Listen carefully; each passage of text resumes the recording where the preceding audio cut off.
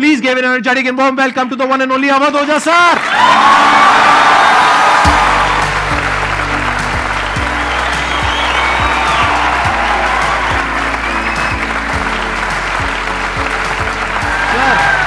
Hello sir, क्या हाल चाल? बैठिए जी, बैठिए। आइए। Thank you.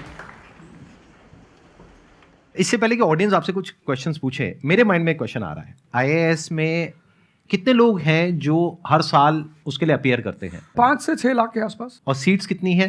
1000 अप्रोक्सीमेटली। तो जिनका हो जाता है उनके बारे में तो सब बात करते हैं, जिनका नहीं होता है, जिन्होंने पूरी जान लगाई और जिनका नहीं हुआ, उनका क्या होता है? उनके रिश्तेदार उनकी चिंता करते हैं।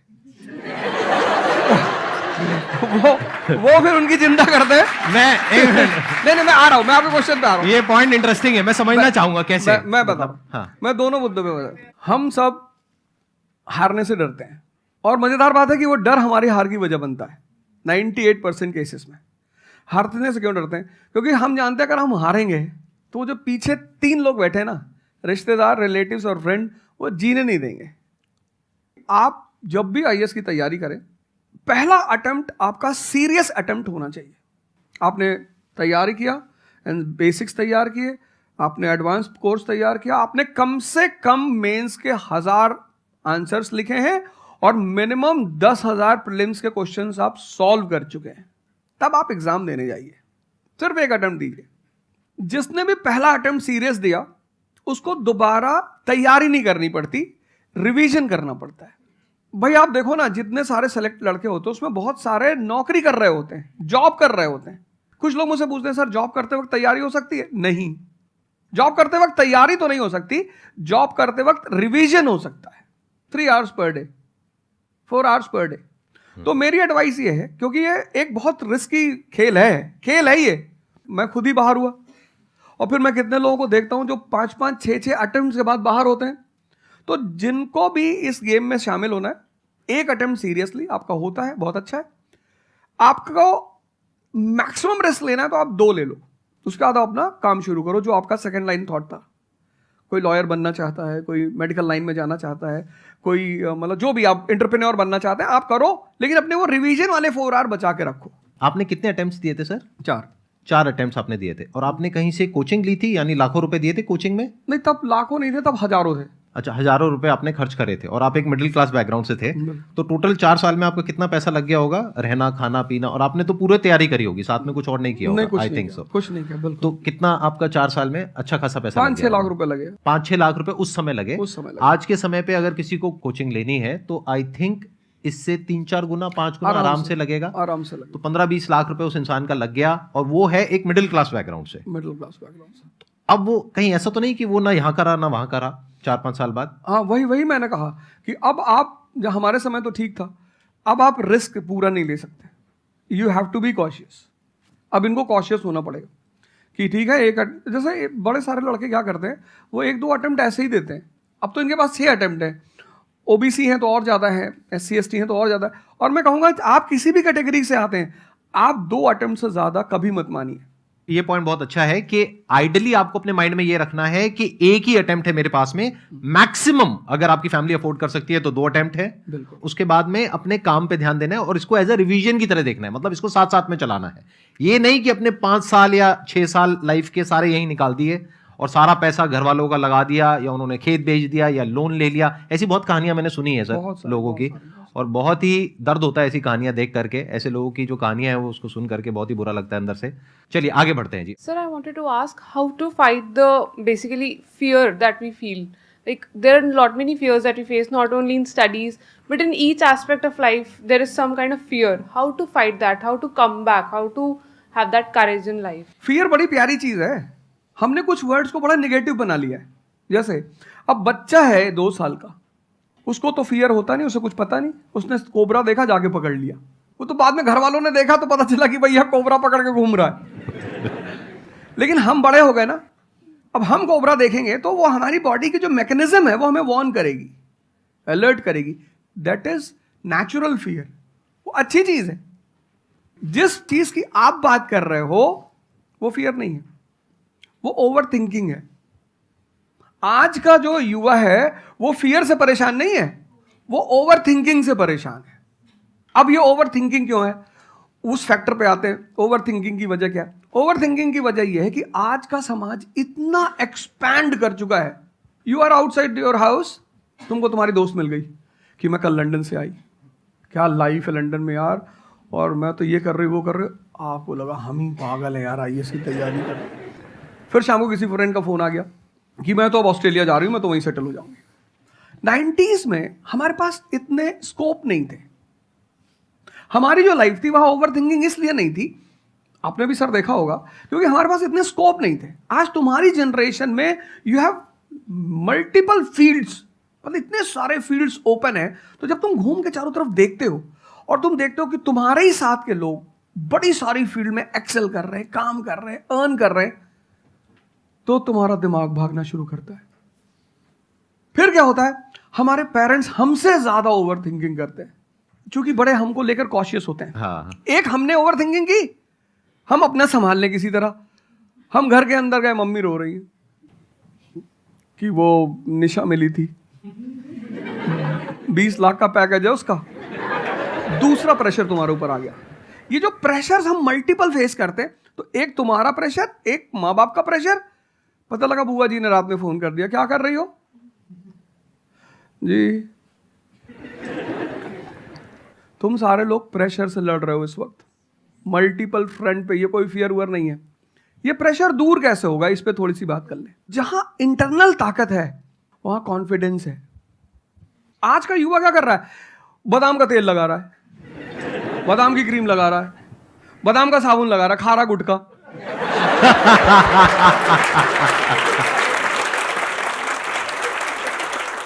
आप लोगों को चूंकि हर तरफ प्रेशर झेलना है, तो प्रेशर झेलने का सबसे अच्छा तरीका होता है इंटरनल पावर। तभी तो मैं जहां भी जाता हूं एक चीज रिपीट करता हूं, योगा करो, ध्यान करो। ध्यान करोगे मन ताकतवर हो जाएगा। सर, आपने जैसे कि अभी बोला कि मेंटल स्टेट के लिए एक्सरसाइज करो, योगा करो। तो पहले तो मैं फिजियोथेरेपिस्ट हूँ, ठीक है। मैं सुबह से मतलब योगा एक्सरसाइज मेरा डेली रूटीन है, करना भी और कराना भी। उसके बाद भी at the end of the day मैं डिप्रेस हो जाती हूँ। ये नहीं कि मन नहीं लगता, इस चीज़ में ही मन लगता है, फैमिली से भी पूरा मन लगता है, ठीक है। उसके बाद भी end of the day depress हो जाती हूँ। तो उसको डिप्रेशन कैसे कम करी जाए? हम किसके साथ रहते हैं वो बहुत इंपॉर्टेंट है। मेरे एक दोस्त मेरे साथ आ रहे थे आज से करीब 7-8 साल पहले, धौला कुआं से। रात का टाइम था और हम दोनों, मैं गाड़ी चला रहा था, हम इंडिया गेट के सामने से निकले तो उन्होंने मुझसे कहा कि अब हम बुढ़े हो गए हैं। मैंने गाड़ी रोकी, मैंने कहा उतरो। तो उन्होंने कहा कि क्या हुआ? मैंने कहा उतरो, तो उतरो जरा। उतर गए, मैंने दरवाजा बंद करो, चले गए। आज तक मैंने उनसे बात नहीं की। वो मुझसे पूछते हैं आज, अब तो खैर बात ही नहीं होती, पर वो बहुत उन्होंने कोशिश की कि अवध क्या हुआ? तुम दिन भर अपने आप को मोटिवेट करती हो, काम करती हो, जब तुम वापस घर में आती हो, अपने समाज में जाती हो, तो सब तुम्हारे मेंटल स्टेटस का थोड़ी है, वो तुम्हारी सारी ऊर्जा को खींच लेते हैं। इसीलिए तो माँ बाप हमारी संगत पे बड़ा ध्यान देते हैं। तुम्हें लगता होगा कि माँ बाप कितने बदमाश हैं, माँ बाप भगवान हैं। उनका एक्सपीरियंस तुम अपने दोस्तों को लेके जाया करो उनके सामने। कोई अल्ट्रासाउंड क्या करेगा जितना माँ बाप करते हैं? कोई स्कैनर क्या करेगा? सही बात है, देख के कोई 2 फोटो मिनट कैमरा में क्या फोटो खींचेगी, देख के बता देते हैं। बहुत बहुत दुष्ट है ये। इसकी आंख के नीचे देखो, यहाँ निशान है, बहुत दुष्ट है ये। और वो लॉजिक भी बड़ी अच्छी सी देते हैं, कोई कुछ भी देते हैं लेकिन बड़ा अच्छा सा लॉजिक देते हैं। तो ये हमारे साथ होता है। इसलिए हमें पहले गुरुकुल भेजा जाता था, और आज की हमारी सोसाइटी इसको सिर्फ नेगेटिव दिखाई पड़ रहा है।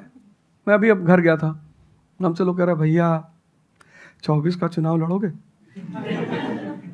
मैंने कहा यार पॉलिटिकल पार्टियां कह रही कि तुम सीधे प्रधानमंत्री बन जाओ। अननेसेसरी परेशान किए होंगे, अननेसेसरी दूसरों से मत। और ये एक जहां का नहीं है, ये यूनिवर्सल हो चुका है।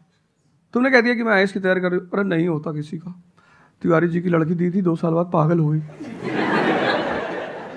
तुम इतने डिप्रेस समाज में रह रहे हो। वो तो महेश्वरी जी जैसे लोग हैं जिन्होंने बहुत लोगों को जिंदा कर रखा है।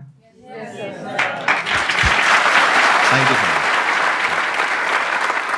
जब आपको कोई सहारा नहीं होता, आपने टाइप किया संदीप महेश्वरी, एक वीडियो आ गया, आप रिलैक्स हो गए। जब आप इन्हें सुनते हो तो आपका टेम्परेचर हाई होता है। तो एक ही आदमी को आप सुनते हो ना जिससे टेम्परेचर हाई हुआ, हमको सुन लिया कुछ ज्यादा ही हाई हो गया। लेकिन 2 लोगों को छोड़ दो, 3 लोगों को छोड़ दो, 4 लोगों को, ऐसे 10-12 लोग हिंदुस्तान में है, पॉपुलेशन 1 बिलियन 50 करोड़। तो तुम 10 लोगों को सुनो और बाकी जो तुम्हारे साथ 500 जुड़े हैं वो तुम्हें तो नीचे ही ले जा रहे हैं। इससे बचो, अपनी सर्कल को थोड़ा सा रिजर्व करो। तुम किससे बात करते हो, कौन सा लिटरेचर पढ़ते हो, लिटरेचर पर ध्यान दो। जैसे मैं रश्मिरथ पढ़ता रहता हूँ, खाली हुआ, प्रसादों के कनकाब शिखर होते कबूतरों के ही घर। ये जो बड़े बड़े मकान हैं, कभी किसी बाज को यहां रहते हुए देखा? कबूतर रहते हैं। क्या लाइन है, प्रसादों के कनकाब शिखर, कितने मतलब महलों के जो बड़े बड़े शिखर, उसमें सिर्फ कबूतर रहते हैं। प्रसादों के कनकाब शिखर होते कबूतरों के ही घर, महलों में गरुड़ न रहता है, कंचन पर कभी न सोता। कंचन मतलब सोना। लग्जरी नहीं चाहिए। तुम लोग इतनी लग्जरी चाहते हो, लग्जरी आदमी को मेंटली कमजोर बनाती है। मैं आश्रम में था, मैंने ज्यादा खाना खा लिया। मेरा एक नियम है, नो एक्सरसाइज नो फूड। मतलब अगर एक्सरसाइज नहीं करूंगा तो मैं खाना नहीं खाऊंगा। वहाँ एक बाबा जी, वो प्रेम में उन्होंने घी पे घी डालते चले, मैंने खा लो। फिर वो हुआ कि भाई यहाँ घूमेंगे, चारों तरफ जंगल है, डरा दिया इन लोगों ने। एक बार एक भालू एक आदमी की टांग काट के ले गया। अरे मैंने कहा आज कोई भालू नहीं आएगा, मैं जाऊंगा। फिर मैंने 4-5 लोगों को तैयार किया अपने साथ, उनको थोड़ा मोटिवेट किया कि जंगल में घूमने से ऑक्सीजन लेवल बढ़ता है। वो लोग भी तैयार हो गए कि चलो। तो हमारे साथ एक साहब अमेरिका से आए हुए थे, वो भी वॉक करने निकले, बोले हम भी चलेंगे। मैंने कहा भाई साहब क्यों जा रहे हो? कहते हम भी चलेंगे। मैं उनका नाम नहीं लूंगा।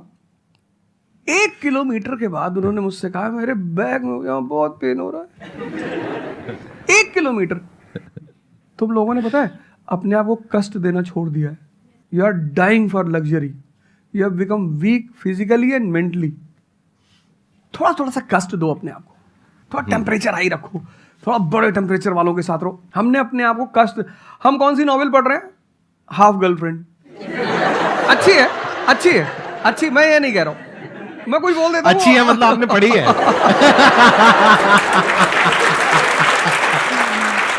नहीं फिर कोई पकड़ निकाल लेगा, कोई वो क्लिपिंग निकाल लेगा, ओ गाली दे रहे थे।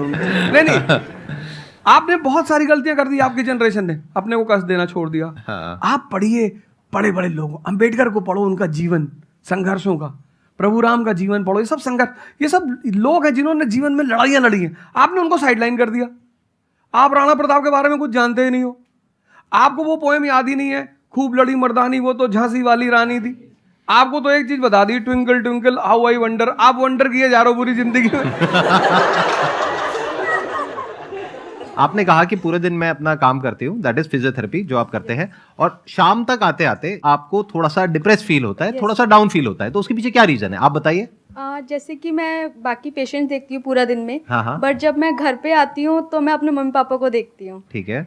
जो मैं उनको कहती हूँ कि आपको ये एक्सरसाइज करनी है, ये करना है, आपके लिए ये ज़रूरी है, वो ये नहीं करते। तो फिर वो मुझे डिप्रेस होता है कि मैं जब सबको सही करती हूँ और मैं अपने घर में ही सही नहीं कर पा रही। आप सबको सही नहीं करते हो, आप उन लोगों को सही करते हो जो आपके पास आते हैं। हाँ एग्जैक्टली। तो अगर आपके पेरेंट्स सही नहीं होना चाहते हैं तो उनको कौन सही करेगा? बेसिकली हमारी प्रॉब्लम क्या है कि जो नहीं करना चाहता उसको भी करवाना चाहते हैं। एग्जैक्टली। फॉर एग्जाम्पल, आप में से यहाँ पे कुछ लोग बैठे हैं और बैठे हैं जो कहते हैं कि भाई आप कुछ भी बोल दो, हम तो जैसे थे वैसे ही रहेंगे, उखाड़ लो जो उखाड़ सकते हो, आप अकेले आ जाओ, आप साथ में ओझा सर को ले आओ, आप 10 को ले आओ, हम तो नहीं बदलने वाले। उनका कोई कुछ कर सकता है? समझ गए? तो यहाँ पे किसका एक्चुअल में किसकी लाइफ बदलने वाली है? यहाँ पर हो सकता है कुछ साल बाद आप ही में से कोई यहाँ पर बैठा होगा, बट वो इंसान कौन होगा? जो खुद अंदर से बदलना चाहता है ना। Yes sir, thank you sir. Please have a seat, बैठिए। मेरा संदीप सर से ये क्वेश्चन है कि जैसे हम लोग जब आपकी वीडियोस देखते हैं तो हम लोग मोटिवेटेड हो जाता है कि हम लोगों को गवर्नमेंट से या फिर इन सब फील्ड्स में छोड़ के अपना कुछ स्टार्ट करना चाहिए जिससे देश में एंटरप्रेन्योर्स या फिर जॉब्स बढ़े। फिर हम लोग देखते हैं आप लोगों को कि भाई यूपीएससी में एक ऐसी पावर होती है जो हम करना चाहते हैं, वहाँ पे हमको डायरेक्ट पावर मिलती है। जैसे कि मैं अगर एजुकेशन के फील्ड में कुछ अच्छा करना चाहती हूँ तो मेरे पास डायरेक्ट पावर होती है कि हम लोग वहाँ से कर सकते हैं। तो मैं ऐसा, मेरे पास ये क्वेश्चन फिर मतलब दोनों में कॉन्ट्राडिक्शन चलता रहता है। ना कॉन्ट्रडिक्शन नहीं चल रहा है, इसे कॉन्ट्रडिक्शन नहीं कहते, इसे कंफ्यूजन कहते हैं। मतलब एक गोल होता है ना, या फिर एक मतलब हमारे पास एक टारगेट होता है कि हम ये काम करने के लिए यूपीएससी में जा रहे हैं। नहीं, सरकार जो कहेगी वो करना है। हाँ, I was about to say that. आपका क्या गोल है? आप क्यों कर, और आप आपका नेता क्या थोड़ी है, target है? आपकी पार्टी का मैनिफेस्टो थोड़ी है, घोषणा पत्र। आप एक राजपत्रित अधिकारी हैं, गैजेटेड ऑफिसर।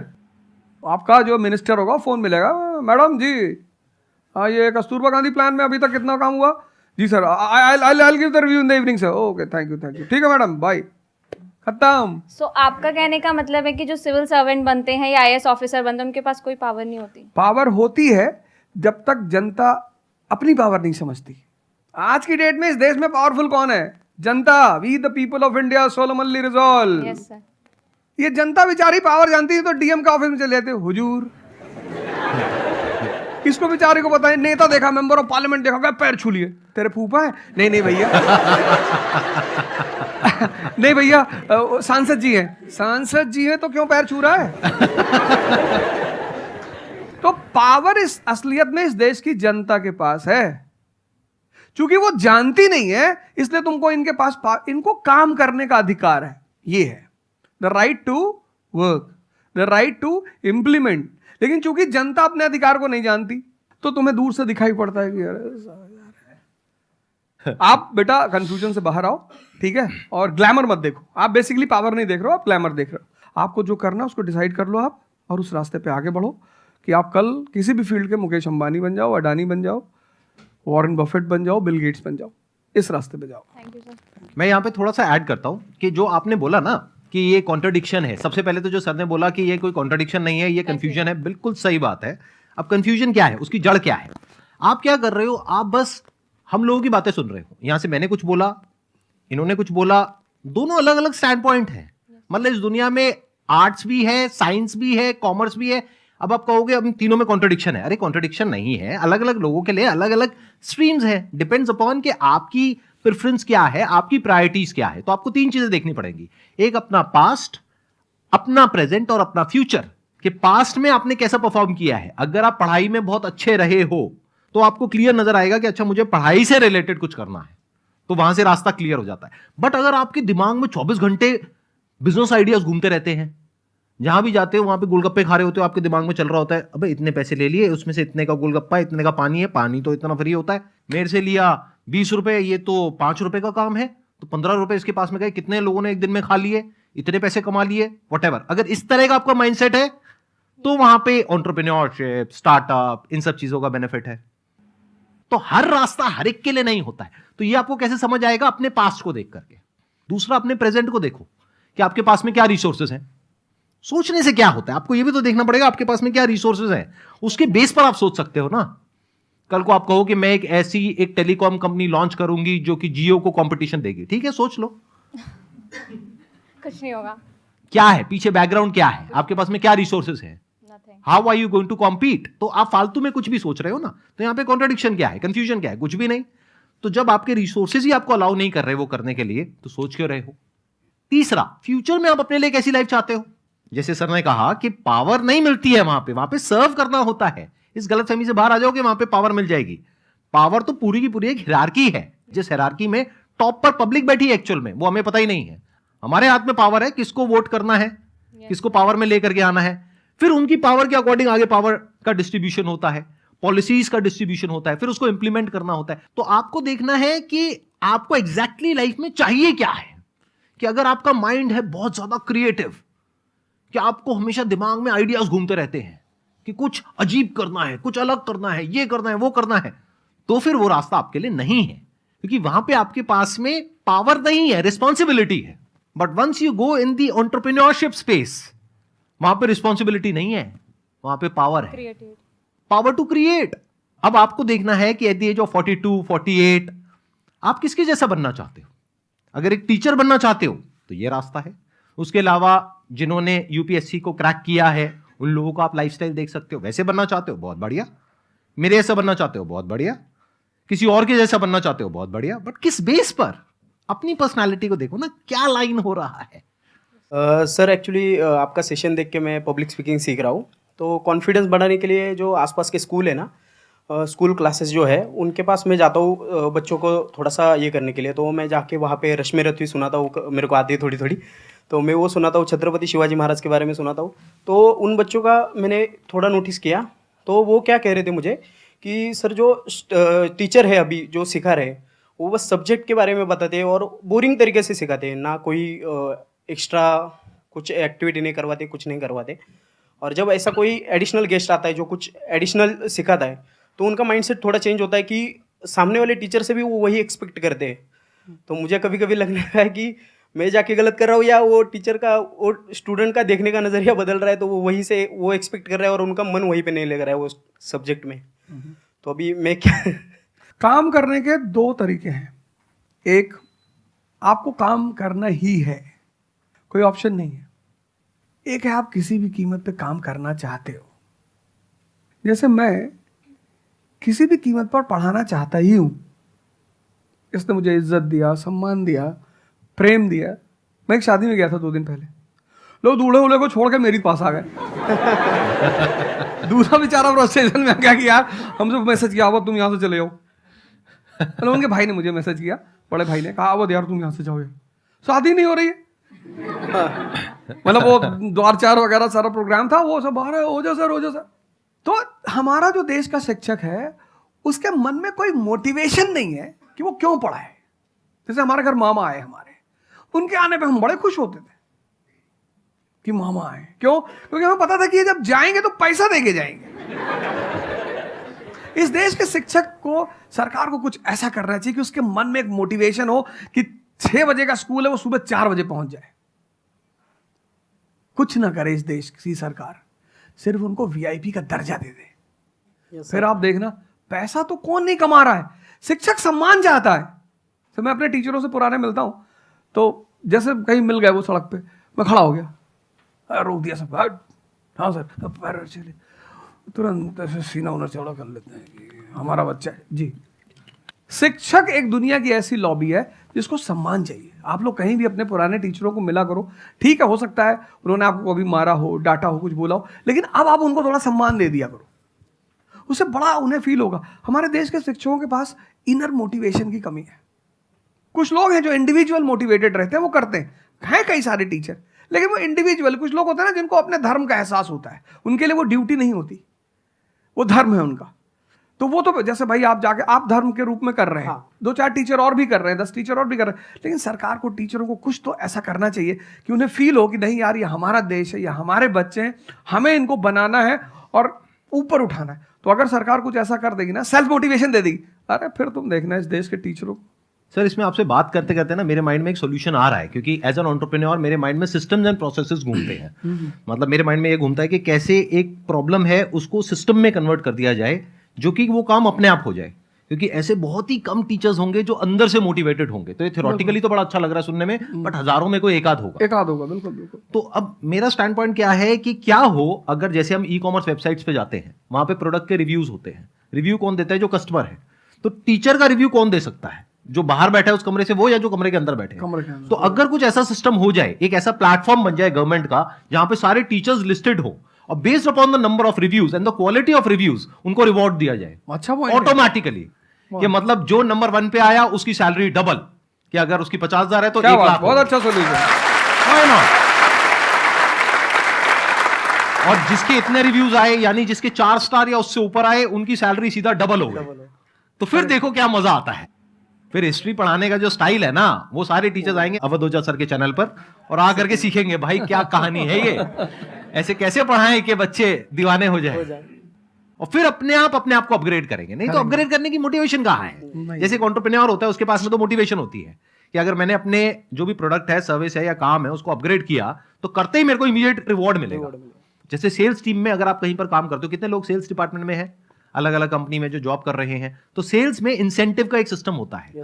तो वहां पर क्लियर पता होता है कि मैंने ये टारगेट अचीव किया तो ये है। तो एक क्लियर कट टारगेट होना चाहिए which is measurable, not theoretical but actual. Objective not subjective, कि ऑब्जेक्टिव एक टारगेट होना चाहिए in terms of numbers which can be calculated, and a transparent system जहां पे स्टूडेंट्स वोट करेंगे और जो टीचर्स जीतेंगे पूरे इंडिया लेवल पे या स्टेट लेवल पे उनको बुला करके जो हमारे देश के प्रेसिडेंट हैं या प्राइम मिनिस्टर हैं वो आकर के रिवॉर्ड देंगे। Yes sir.